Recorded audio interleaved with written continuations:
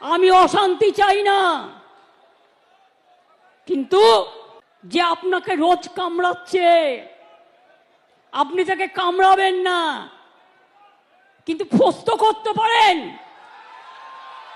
রামকৃষ্ণ পরমহংসদেব বলেছিলেন, একটা গোখরে সাপ তার কাছে গিয়ে বলেছিল, ঠাকুর তুমি তো আমাকে কামড়াতে বারণ করেছো, আমি কাউকে কামড়াই না, কিন্তু আমাকে অনেকে ইট মারে, আমার রক্ত পড়ে, আমার খুব কষ্ট হয়।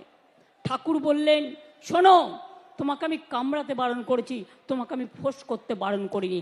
আগামী দিন আপনাদের কাজ হচ্ছে চক্রান্তকারীদের মুখোশ খুলে দিয়ে ফোঁস করতে শিখুন। আমাকে অসম্মান করতে আপনাদের খুব ভাল লাগে না?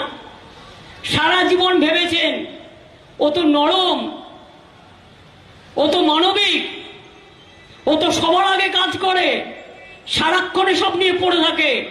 ওকে আঘাত করো যাতে ওকে আমরা বারবার অসম্মান করতে পারি সারা বিশ্বের মানুষের কাছে। আমি বলবো, ব্যক্তিগতভাবে আমাকে অসম্মান করুক, আমার কিছু যায় আসে না।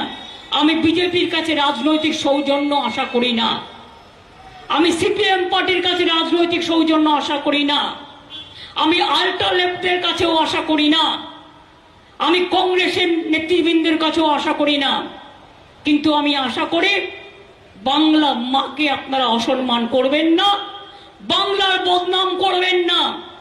আর একটা মহিলার বিচারের দাবিতে যদি কোনো রকম কোনো ঘটনা ঘটে, ভাইদের দায়িত্ব নিতে হবে বোনদের রক্ষা করার।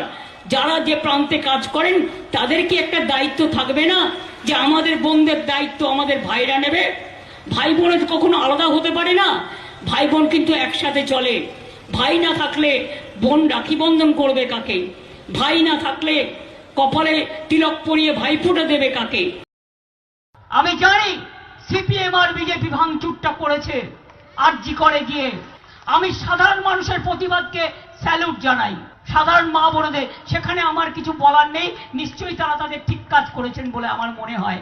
কিন্তু বলুন তো, রাত্রি 1টার সময় সিপিএম এর ডিওয়াইএফ এর ফ্ল্যাগ নিয়ে আর বিজেপি নিয়েছেন ন্যাশনাল ফ্ল্যাগ।